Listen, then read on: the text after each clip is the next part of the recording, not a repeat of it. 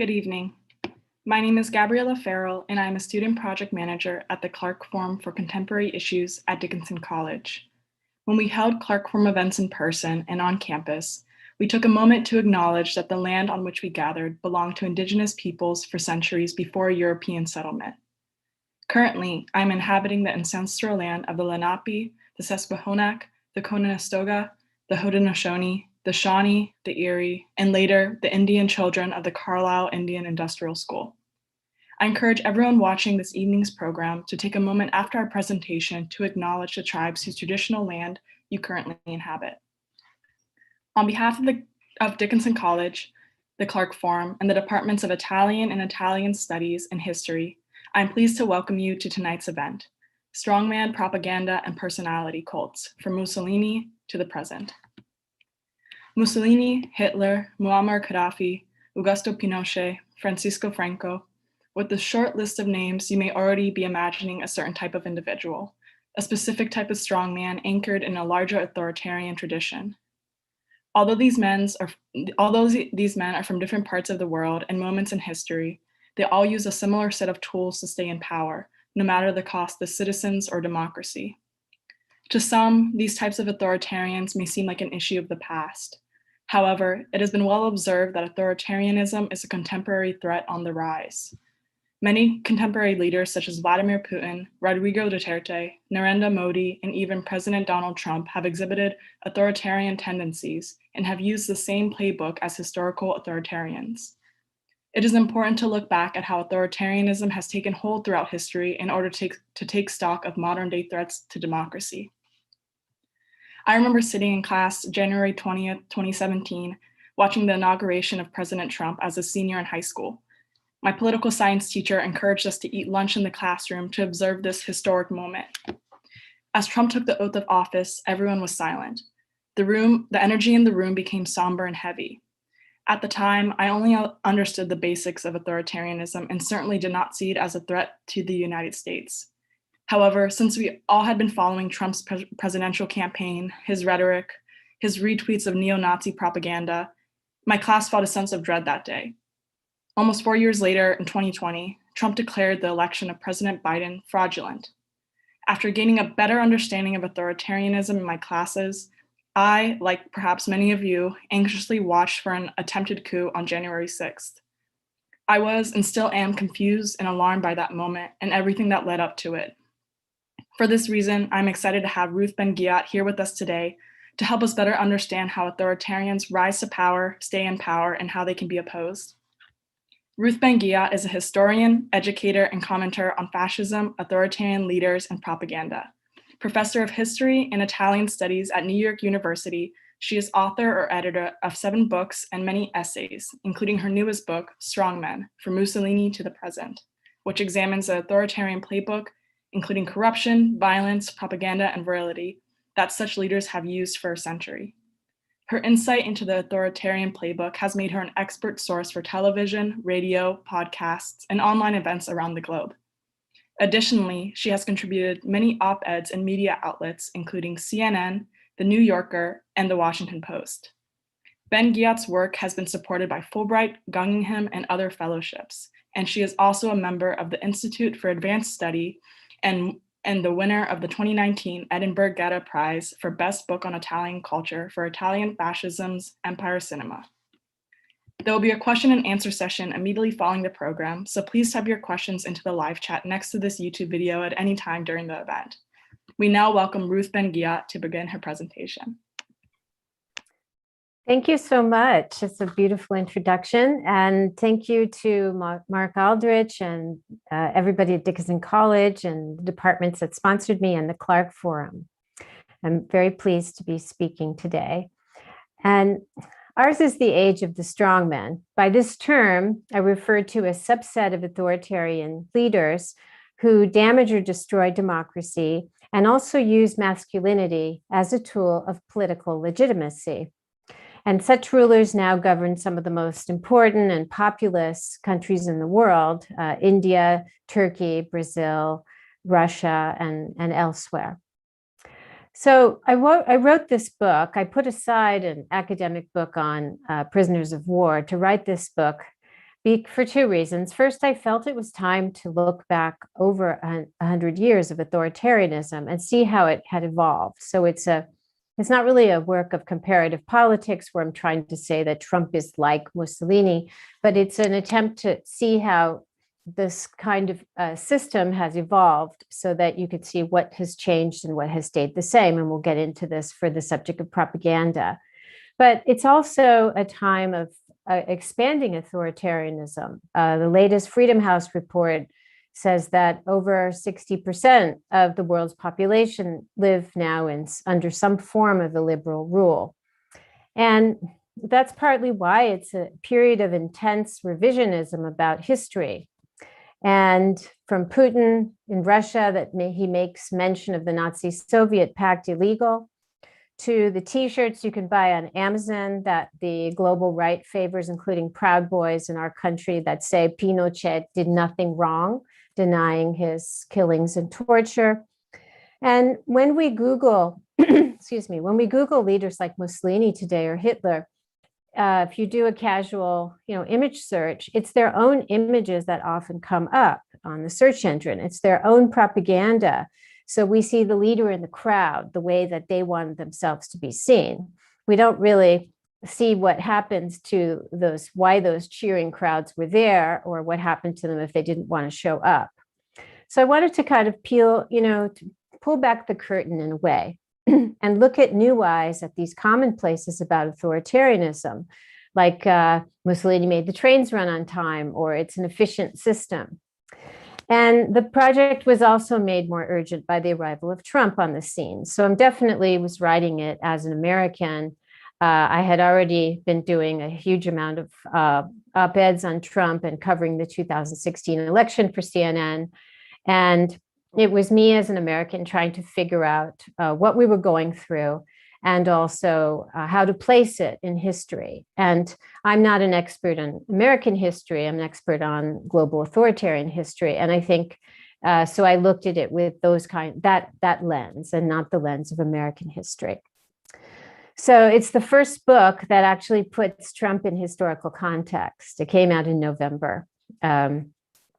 More on the end of it later. So it's structured around 3 periods of strongman rule. I am a historian, so I really attend to those 3 periods. The first is the fascist era.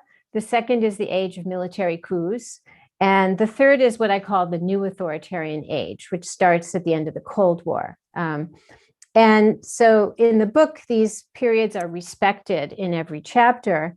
But the chapters on the tools of rule, the corruption, violence, virility, the myth of national greatness, they all go over 100 years. So you can look to see what stays the same, like personality cults, and what has changed. And we're talking about propaganda. So obviously social media wasn't there 100 years ago. And I also have a chapter on resistance. And this was very gratifying to write after living in the heads of these terrible people for such a long time, looking at how people have opposed the different ways they've opposed strongmen, and the final chapter on how you get rid of them, how they fall. So I'm going to zoom in on propaganda in this lecture as a case study of the tools that authoritarians use. So information media obviously have changed throughout the century, but many of the strategies of propaganda remain the same. And for 100 years, leaders have invested in propaganda to convince their people to believe their lies, participate in or dismiss their corruption, and accept their racism and violence as normal and necessary. And I found a lot of interesting recurrences, such as many of the most successful strongmen came into office with a past in mass communications. So Mussolini, I knew, was a journalist, but Mobutu in the Congo, he was a journalist as well. And Berlusconi in Italy and Trump, of course, have experience in television and marketing, and that's very important for their success. So I'm going to share my screen now. And here we are. Go forward. Oh, this is a very important image, because it's a Proud Boys rally, September 2020. And you see how you have the Confederate flag together with, a talking point from the global right. The Pinochet did nothing wrong. And so we're in a moment when there's a lot of interchange between the far right in America and globally. And Putin, of course, funds some of these various right-wing movements and groups all over the world. So I want to start by talking about personality cults. And one of the very interesting things is that the canons or the rules of personality cults actually haven't changed over 100 years. So one of the key things is that to be a successful strongman, you have to have this ability to convince people that you're a man of the people, but you're also a man above all other men. So you're every man and you're also Superman. And the body is really important in the personality cult. And in some ways, this is a book about bodies, virility, and also violence, what happens to bodies when they're tortured. And with the personality cult, it's very interesting because in early modern times, monarchs in France and England were said to have a healing touch. So there was this idea that the ruler of the country had a kind of something special about their body. They were healing. And some of this comes down to us in the 21st and 20th century personality cults. And personality cults need mass media because propaganda needs repetition and saturation that can only come from mass media. So the personality cult, in the sense that we know it today, is a modern thing. But still, the body of the holder of the personality cult is said to be special. So people want to touch it to be healed. And most strongmen also find ways to have a connection with the divine. And for example, or to be acclaimed as someone who is in office by divine mandate and inspired by an otherworldly or spiritual presence. So they have access to a kind of knowledge or prognostication or vision that ordinary men don't have. So we see this with Gaddafi. And this is, he had lots of very large billboards of himself. So this has this kind of everyman and Superman thing because the main caption says, with you, we embrace glory. And so it's the people who are embracing him. And so he always said he's the only man of the left in my book, that he was put in, place to make the coup by the will of the people. Fine. But he's also looking toward the heavens, as you see. And so he was getting divine inspiration. And Gaddafi used to stop in the middle of his speeches and look toward the heavens as though, the divine was speaking to him. So that's just an example. And the other reason these cults depend on modern techniques is they depend on technologies of mass surveillance and communication. So the leader can seem everywhere and omnipotent, as well as possessed of magical properties. And so here we have also from the theme of having a divine mandate, Trump has been able to, although in this example of often it's the most impious, profane people like Mussolini, who was an atheist, and Trump, who are acclaimed as having a connection to the divine. And so both Orthodox Jews and evangelical Christians believe that Trump was put in office to save the country, to do God's will. So they also, personality cults, they share a quality with celebrity. And it's interesting that they came into being with Mussolini at the same time as the golden age of Hollywood stardom. And like a star, they are the stars of their country. They are objects of desire by the masses, and they must seem accessible, but also remote and untouchable. So here again, we have the everyman and Superman thing. And above all, they have to be always right. They're infallible. So that's again taking from the Pope, or who is infallible. And so this was, and you see the scale of this building. This was on a busy street in Rome. Mussolini is always right was his slogan. And you see this was an imperial eagle. So that's, they have to be infallible as well.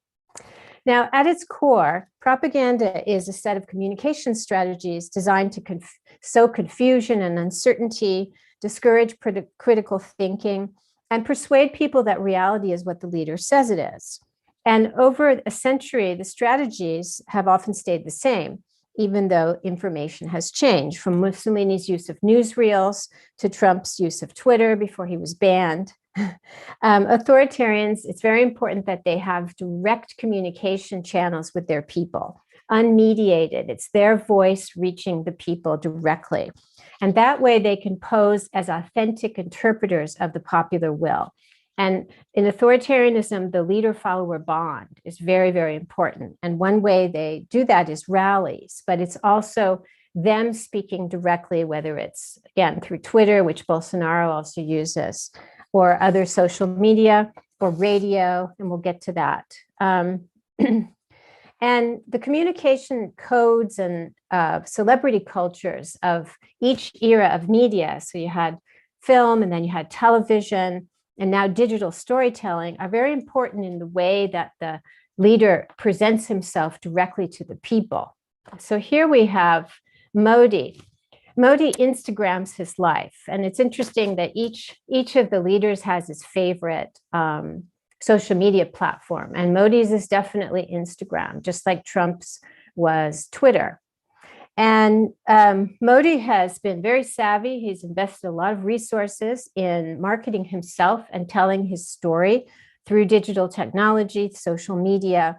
And whereas Berlusconi, who was also a pioneer in his day, and Berlusconi owned TV networks, and he really understood TV in a way that nobody else did at the time.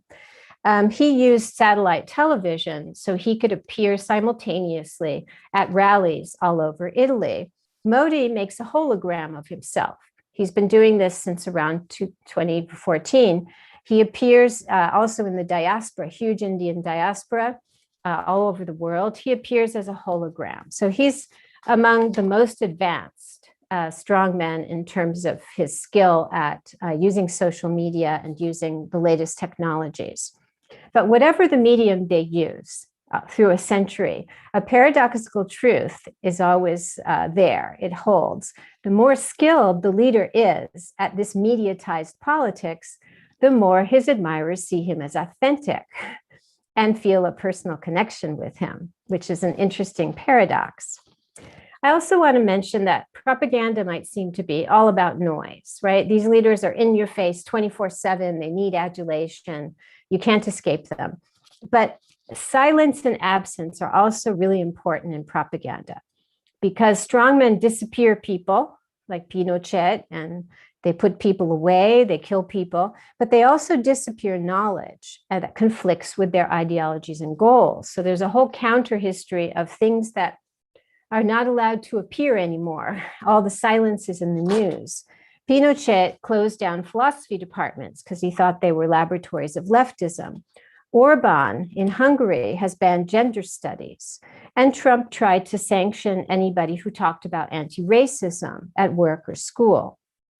And all 21st century authoritarians, including Bolsonaro, who's got the Amazon, suppress climate change science because it discourages the plunder of national resources that's so important for how authoritarianism works and its corruption. So just move through. Mussolini was the pioneer of all of these things we're talking about, just taking a look at the time. And he was very influenced by the launch of the star system. He knew how to use his body and his voice. Once you had silent film was until the early 30s, but he knew how to use his physical presence very effectively. He was the first one and the only one until Putin who stripped off his shirt constantly to show his virility, to show his modernity. So he was here, he's skiing. And this is a kind of fan card. It's like a postcard. And he let himself be photographed on vacation on a boat, but he's got a movie camera to his face and he signs it Mussolini. So this was very similar in the way it looked in the original to the Hollywood fan cards that you'd have of your favorite, like baseball cards, but for actors, right? So he really was very, very savvy about anything to do with media. And here is still from a newsreel where he arrived and he stripped his shirt off on camera, and he had to be like the most successful strongmen are always the emblems of their country, and they will be whatever the country needs them to be. So they will be both modern, they will be traditional, and Putin is very, very savvy at this too. So here's Mussolini embodying this mix of modernity and tradition. So he's doing this ancient thing of threshing wheat, and he came from working class origins. So that's important. He just, he was the everyman, right? But look what he's got. He doesn't wear the hat of the peasant. He's got these very cool, and they were the latest model goggles, and this kind of almost looks like a hat from the Navy.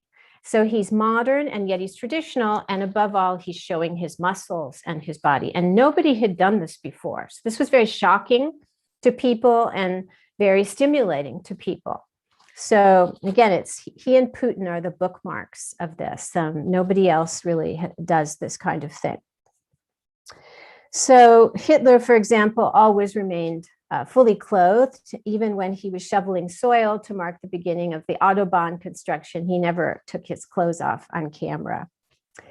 And move to Hitler. So Hitler had some advantages over Mussolini in trying to impose a unified propaganda themes, because Mussolini actually, he had this unusual situation where he had the Pope. He created with the Pope the deal that made the independent Vatican City. So he's got the Pope in the middle of Rome with his own messaging operation. And he also had the monarchy. He had a king, and Hitler had none of this.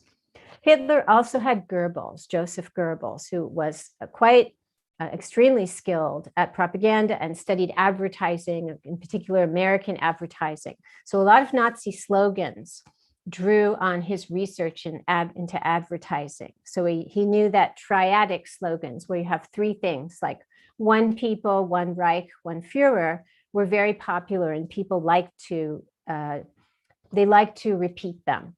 And so you think one of the things that got me worried about Trump very early on is that he had these very good with slogans, lock her up, drain the swamp.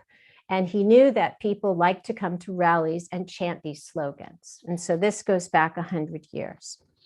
And the Nazis used newsreels, but Hitler was he was most compelling in the radio, because he had a very unusual way of speaking, where he would start out calm and then he would get into this frenzy. And people felt they were having a real emotional connection with him, that he was saying things that they felt inside of themselves, but didn't know how to express. So I have this picture of him practicing in the mirror, because all too often we grant the strongmen this, quote, natural charisma. And we don't pay attention because we have to do the research. We're just seeing them there. That this is all very studied, it's very calculated. And Hitler tried to get into power in the 1920s, didn't work. So he worked very hard at his, quote, natural charisma.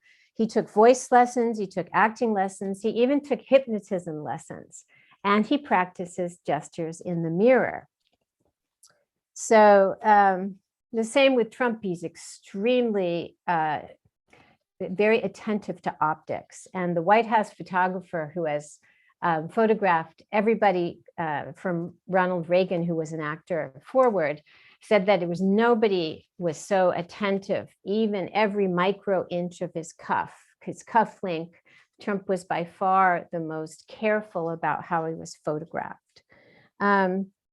So if we move on to 21st century and look at how propaganda and these cults are the same and what's different. So 21st century rulers, they have the same mix of things. They have rallies, they have censorship, they have personality cults. Now they have also social media as well as television and radio. And because most of them, not in North Korea or China, but today it's very common to have some semblance of democracy. They're called electoral autocracies, where you hold elections. Now you end up making them not really count for much. But because they have to hold elections, and they also tend to avoid large-scale mass violence in public, they tend to warehouse their victims in jails or in detention camps. It means they're more dependent than ever on manipulating information. And this is the Putin playbook. They still silence critics, and Putin targets people most famously with poisoning, or he sets an example. But he has the Russian playbook, which has gone all over the world, where you flood the media space with so much noise and confusion that you drown out your opponent's messages. And an interesting way we can think about how propaganda has changed from 1920 to 2020 is that Mussolini's censors, there was an edict that banned the use of question marks in headlines, because meaning had to be locked down, right? Mussolini is always right. There is no doubt. 21st century, they still use censorship. They still want to lock down meaning on certain subjects, but they place question marks around everything. And so today you want to throw people into a state of confusion. And that's why conspiracy theories are very, that promotes conspiracy theories. And the search for the truth becomes exhausting, and people don't know what to believe anymore. So that's one thing that has really developed in the 21st century. And Berlusconi brought the personality cult into the 21st century. He owned TV networks, as I said before, and also TV advertising conglomerate. So he had the most control of anybody since Mussolini of the media space. And he evoked Mussolini very consciously with his slogans. And one of them was, "Thank goodness we have Silvio." And Mussolini's was, "Thank goodness for Mussolini." And so saturated was Italy with his image that these psychologists were doing research on dementia, and they interviewed people. And there was a woman who, because she had dementia, she couldn't recognize her family's face anymore, which is very sad, but that's what happens. But she knew three people: Jesus Christ, the Pope, and Berlusconi, because he was everywhere, just like the old, Gaddafi and the old school with the big billboard. So this is a billboard from his campaign, and it says, "For a new Italian miracle," because he was going to be the savior. So moving to Trump, and he was best friends with Putin, and they love to dress up like twins. I have a whole bunch of slides of them together. So getting to Trump, Trump was the first American president, certainly, to devote so much effort to the destruction of the truth. Now, certainly in the run-up to the Iraq War, with Bush, you had deliberate misinformation on certain subjects. But Trump is the first to try and lie about everything. And he had to work harder, certainly, than somebody like Berlusconi or somebody like Trump, because he had a completely open society and he didn't own TV networks. And so Trump doesn't lie about one or two things. It's any fact that's going to conflict with his goals of power and making money for Trump Organization. He lies, he degrades them through rumor, through innuendo, and the number of documented falsehoods he uttered while he was president increased, which is interesting, from an average of 5 a day in 2017 to 22 a day by 2019, and a total of more than 30,000. And so we have been subject to a barrage of misinformation that is unprecedented in American history. And of course, 1,000 small lies habituated his public to accept the big lie, which is, of course, that he and not Biden won the election. So Trump did not wreck democracy. He didn't have time, but he never intended to govern as a democratic with a small d president. He was in power for totally different reasons and with different goals. And these were more autocratic goals. The main one was to turn the presidency, to turn public office into a money-making machine for Trump Organization. And that's why he spent 1 out of every 3 days at a Trump property. So it wasn't that he was lazy and he was golfing. He was making money and promoting his brand. He also had to build a personality cult, which he did with astonishing success to keep people loyal to him and seem invincible, and also spread hatred, because men like Trump can stay in office if and keep people if they are polarized. They have to have hatred circulating society.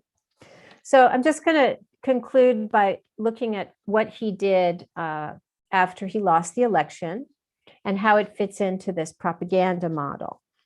So with 21st century authoritarians, even an election result becomes just another piece of information to manipulate. If it doesn't go your way, you either deny it or you try and replace it with a fabrication that suits the false reality you need to stay in power.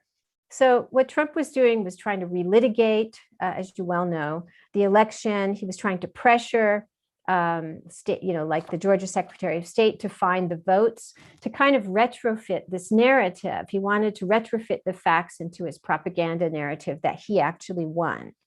So he tried this, as you know, for months, and it didn't work.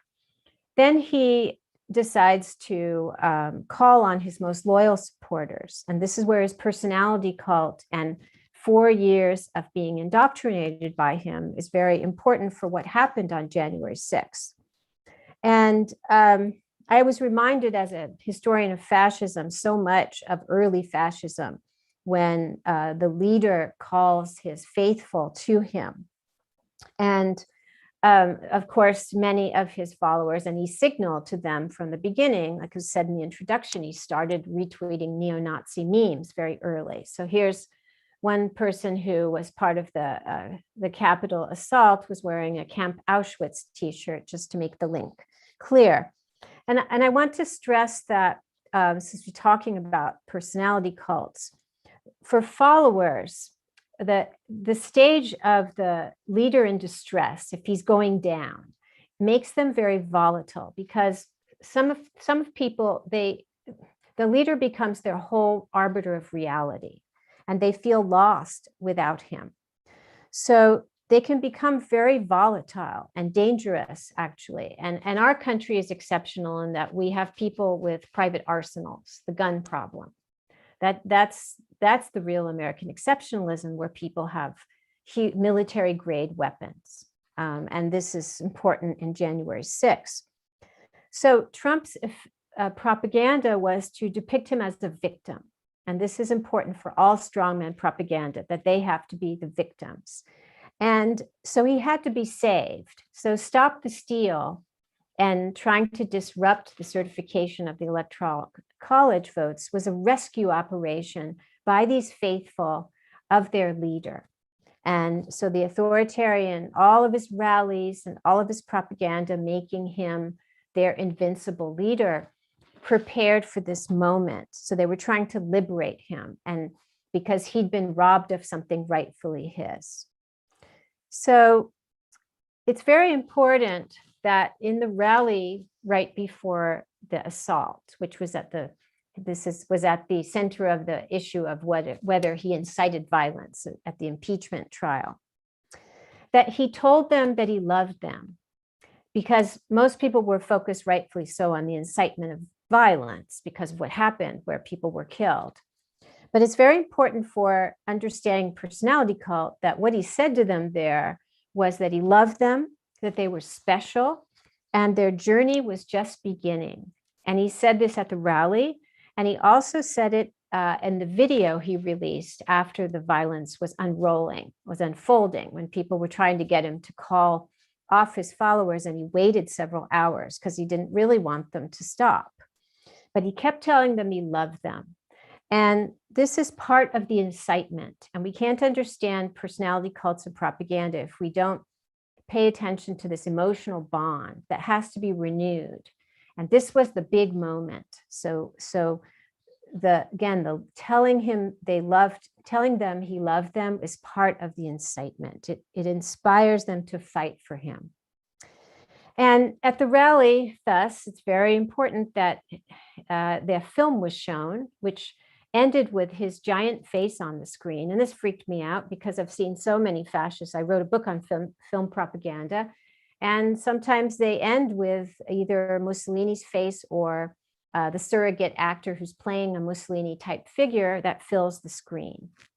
So this was the last frame, and this is what stayed up as the people started to walk toward the Capitol. And so the leader cult, and here's just the end of a propaganda movie where, again, there's no reality and emotional pull outside the president. So that's a little creepy. So to conclude, we still haven't really processed the magnitude of what happened during the Trump years, up to and including January 6th. And I think as we gain perspective, we are going to see how important this propaganda barrage and psychological warfare barrage that we have been living under, whether you like Trump or not, the volume and scale of the messaging is something that has probably affected all of us, no matter how we feel about politics. And so I think we'll also be able to calculate better how this fits in with a century of authoritarian propaganda and attempts for these leaders to create a reality that keeps people loyal to them, no matter what they say or do. Thank you.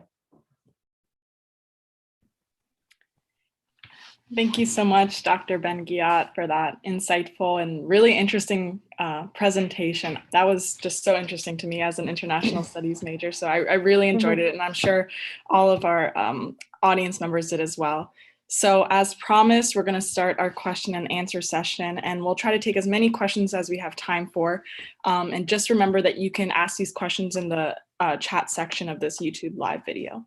So the first question that we have is someone's asking, is saying that Modi, in the 7 years that he's been in power in India, has never held a press conference.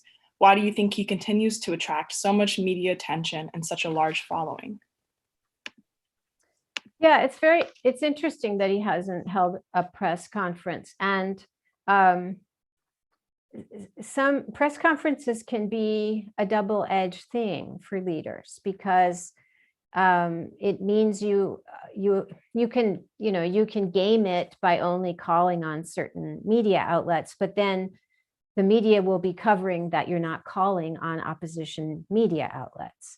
So some of them just dispense with the whole thing. Putin also, for a long time, he does these very structured and staged occasions with the media. But Modi, it's very noticeable because Modi is so resourceful and sophisticated about his personal profile. He wants to have total control of his image. He never wants to be caught unawares or not have everything completely staged. And he's the master of these kind of staging these events. So I think that's probably one reason he doesn't want to have that. Okay, thank you. The next question we have is, are there examples of strong women who have either adopted and deployed masculine traits or weaponized femininity for absolute power? Yeah, that's a really interesting question. So in the introduction, I talk about why I don't have female leaders in the book. And so there have been, and of course in history, there's many female tyrants. So it's very clear. I'm not saying that women are good, men are bad, anything like that. There have been women like Margaret Thatcher, who was called the Iron Lady, or Golda Meir, or Indira Gandhi, others who did illiberal things. But I was really looking at people who either wrecked a democracy, and that's why I don't have communists in the book, because I didn't want to look at people who inherited an already closed system. I wanted to look at people who damaged or wrecked a democracy. But so Trump didn't succeed. He was voted out, but he was very clear about what his intentions were. The other reason it's interesting that I think that in the future we will have a female-led authoritarian state, because women are very important in the far right in Europe. And I think sooner or later one will be elected, because it's not just Le Pen in France. And Le Pen was able to be so prominent in part because her father was the founder. But there are many women, and look at the women in our country, a lot of the prominent women on the right. And when that happens, they won't be stripping their shirts off, but the racism, the corruption, think of Ivanka Trump, so corrupt, all of that will continue. So maybe they'll act like they're more family friendly, but they'll be just as homophobic. And the family will be only certain people can be a family, which is what's happening everywhere with authoritarian states today. Thank you for your response. The next question is, one of the viewers is asking, is there a lot of research on the neuroscience of propaganda? Because this person wants to study that for their capstone research. I think there is. That's not something that I looked into too much, but there's interesting research about why people believe liars. That is both from a neuroscience point of view and also all kinds of points of view, organizational behavior. So that's one of the big mysteries of why people believe these liars. And one of the conclusions that I reached with the help of some of this research is that once people bond to the leader, they believe in him. And so they don't really care whether he's lying or not in some cases. Either they don't think he's lying because he's infallible and he knows what's best and they don't want to dig in too much, or they know he's stretching the truth. And this is a really important point. They know he's stretching the truth, but they don't care, either because they just love him or because he has posed as like a maverick who's going to break the rules. And a lot of these leaders like Mussolini and Trump was the same. I'm using Trump examples because it's the most familiar.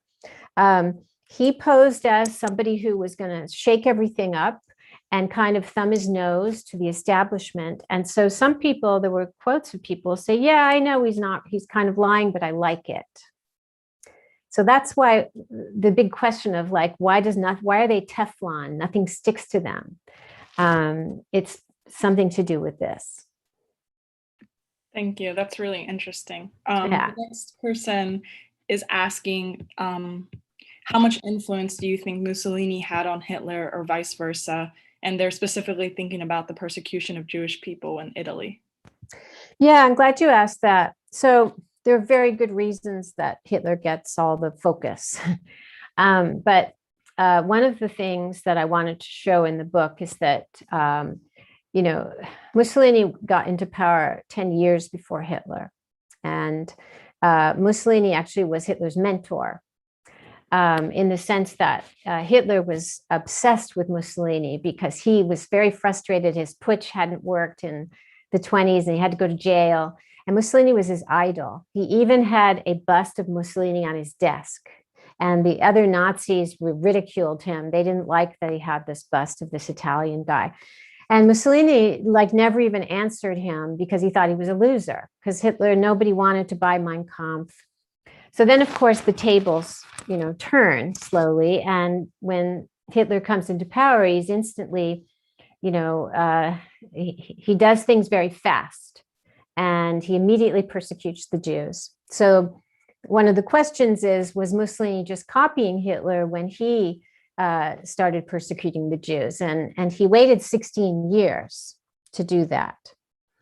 And there's many answers to that. A little of it was they were forging their alliances. They were expanding their alliance, and persecuting the Jews was more of a way of kind of bringing the two men and the two regimes together. But Mussolini had invaded Ethiopia, and the first racial laws were actually colonial racial laws, like apartheid style laws.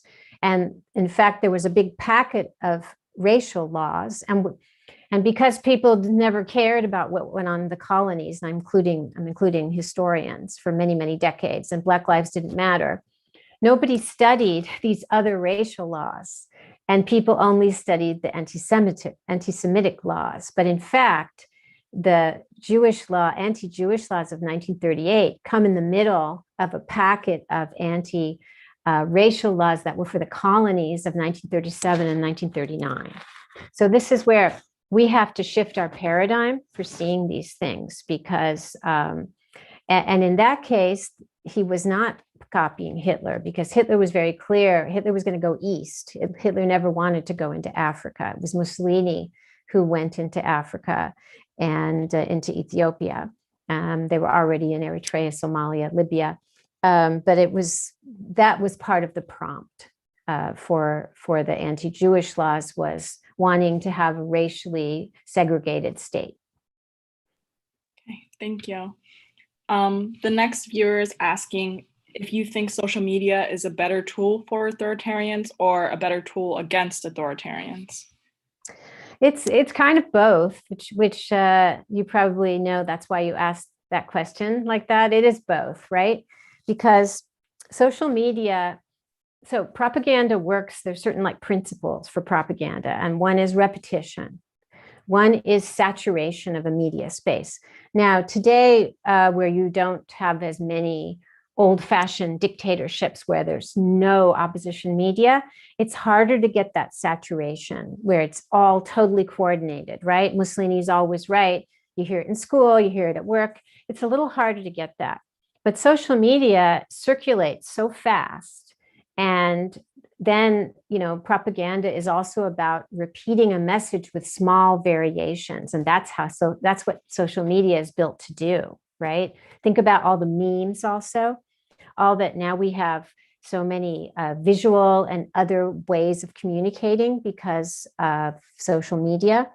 So it helps authoritarians impose their messages a lot. Now, I talk in my resistance chapter, and there's a lot more to say about this, how social media also helps resistors. And I give an example from Putin's Russia, where one of the classic resistance scenes is the police are banging on your door and you have to hide your documents because you have all your contacts there, right? And we never got to see this moment. It was in movies, or it was described in exiles. If you went into exile, you couldn't show it. Social media, some of the dissidents against Putin, they live tweet, they video, and they put it on Twitter usually, and you hear the police knocking down the door and you see them getting arrested. And one guy, he filmed his drone, he put his hard drive in his drone and he flew it out the window to a friend's house, and then it was tweeted. The video was tweeted. So this is a use of social media where it creates communities of empathy because you see what is happening. So that's an example how it helps resistance, right? And it hurts autocrats because you're able to see the brutality in real time. Yeah, thank you. The next person's question is, what usually happens to the followers of authoritarian leaders when they are removed from office? That's a good question. And it's such an interesting subject. The lesson of so in the fascist states, where again, those were the, one message, one party states, it was really interesting where I tracked the building of the personality cult, but I also tracked how did it dissipate? How did it start to disintegrate? And it took, in both Italy and Germany, it took them getting bombed by the Allies to have like evidence of their own eyes that these leaders were actually ruining their country. And so that started the process. And then when both, in that case, both of them were dead. And it still took people some years. And so there are a lot of studies about when the Allies did denazification, and they were showing Germans photos and movies of the camps to show them, look, this wasn't good, this was bad. Some Germans didn't want to believe it. They were in denial, and they thought it was propaganda. They thought it was fake. So it can take a long time to get over the results of this. And the more society was closed, the longer it takes. But even look at the experience of Trump, where he got over 70 million votes. And some of those people voted for him because maybe they didn't even like him, but they didn't want Biden, or they didn't want Harris, right?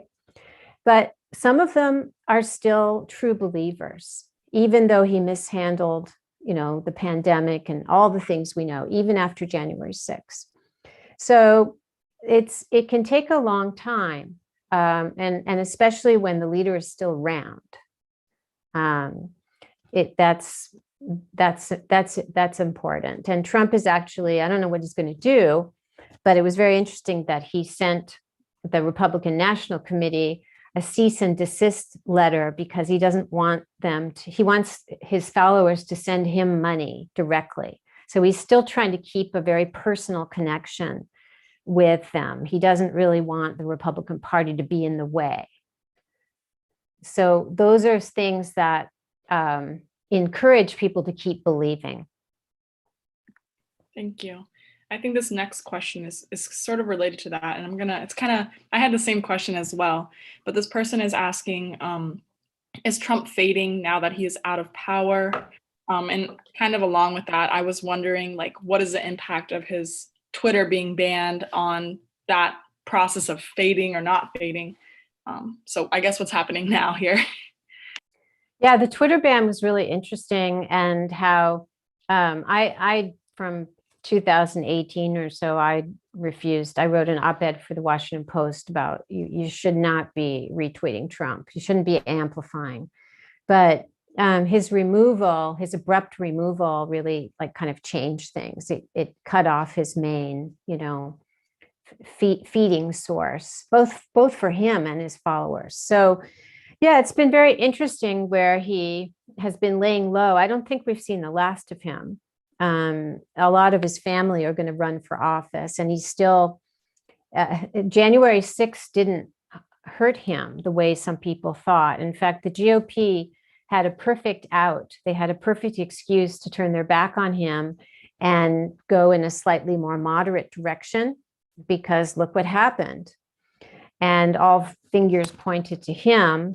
Instead, they showed a true authoritarian style party discipline, to the point where, which is just incredible, where, Mike Pence, who was the loyal lackey all these years, and had, a mob of people trying to hang him, he's not speaking out. And in that sense, he's remaining loyal to Trump. So Trump's hold is still very strong on all of these people. So I don't know what he's going to do, but the fact that they are still choosing to be subjugated by him means that they think he's going to be around. That's the key. If you think the way they do, that's the conclusion I reach anyway.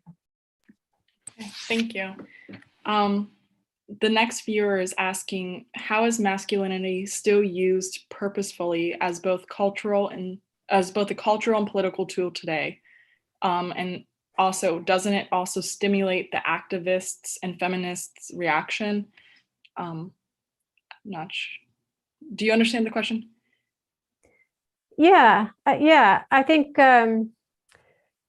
it depends. It does stimulate. There was the Women's March, and I think it's also no accident. I'm just going to keep to our country, but there's a lot of interesting things with feminism, like Pussy Riot in Russia. There's a lot to stay there too. I think it's no accident that in the midterm elections, a historic number of women came into office, and women of color. And there's been a lot of firsts, right? Including Kamala Harris. And that's all a reaction to this barrage of misogyny and ugliness and demeaning women. And Trump is it's quite incredible, because if you think of the whole spectrum of misogynist behavior, from the person who wants to make you feel bad and demeans you and doesn't take you seriously, up to assault and everything in between, he kind of embodies it in his person. He's done it all.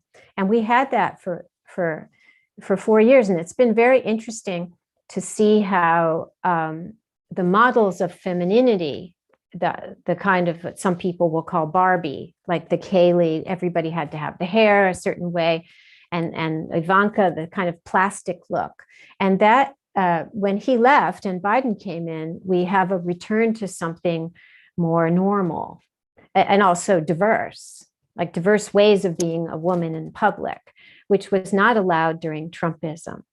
So you asked about masculinity, but I'm also, the two they're in dialogue, right? But Trump also showed how, and it's also shown in the GOP, like the kind of obnoxiously aggressive behavior of some GOP politicians, because they feel empowered by Trump. They could act like this. So I think that Trump showed people that you can be an open misogynist and still be popular and still have women vote for you. So that's the other lesson. And by the way, all of this was the same with Berlusconi, who was he never lost an occasion to put down women and far worse. And he remained popular with women, with voters. Yeah, thank you. So we have time for one more question. So since we don't have any more in the chat, I'm going to take this opportunity to ask one of my own. You should. So I was wondering, why do you think it was so difficult for Americans to believe that Trump was aspiring authoritarian and fit this historical description all throughout his presidency? And if you think this is sort of like an American exceptionalism type of mentality, or if it's something more than that. Yeah, that's a great question, which I definitely think a lot about, because I started writing about Trump in 2015. As soon as he retweeted the neo-Nazi thing, I was like, no, this isn't good. And I wrote about that, and I wrote about this ugly climate where people were being beaten up if they were heard speaking Spanish. I just knew things were going on, right? And so when I started writing all these op-eds, again, like early 2016, I predicted he'd have a personality cult. And I got a lot of emails from people saying that I was crazy, because Americans haven't had an experience of national dictatorship, haven't had a junta, haven't had foreign occupation, although the South was a form of authoritarian governance with Jim Crow, but we haven't had a dictator. So the frame of reference that people used for Trump was that he was strange, he was unusual. It was, quote, Trump being Trump, but a lot of people didn't know. They didn't have a frame of reference that was authoritarian. And some of the earliest people who wrote to me, besides all the haters, were people who had fled juntas or had fled communist dictatorships. And they said, oh, I'm so glad you're saying this, because this is how I feel. I'm so scared. This was like 2016. So I think it was a little bit not knowing, and then a lot of denial. Sometimes it can be hard to want to look something in the face, even if you know the signs, because then you might have to do something about it. And we've had the luxury of being able to count on